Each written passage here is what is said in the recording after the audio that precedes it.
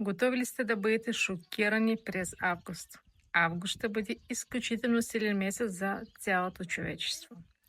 През целия месец, както във вътрешния ни свят, така и във външната реалност, ще се случват събития, съпроводени от мощни енергии.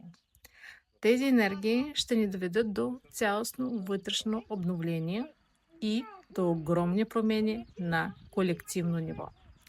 Какво означава това?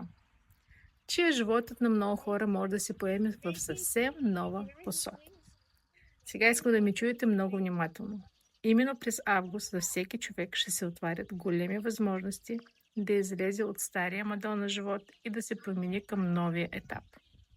Ще се появят невероятни възможности. Много по-големи, отколкото сме си представляли.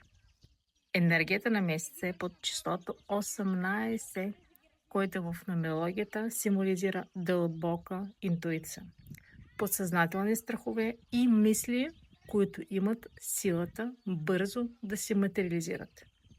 Какво означава това? През август интуицията ще бъде особено силна. Ще се засилят въображението, творческото мислене и креативният потенциал. Особено при хората, които се интересуват от езотерика, психология и скритите знания. Ще имаме способността по-лесно да привличаме в живота си това, върху което насочваме вниманието си. Както положително, така е и отрицателно.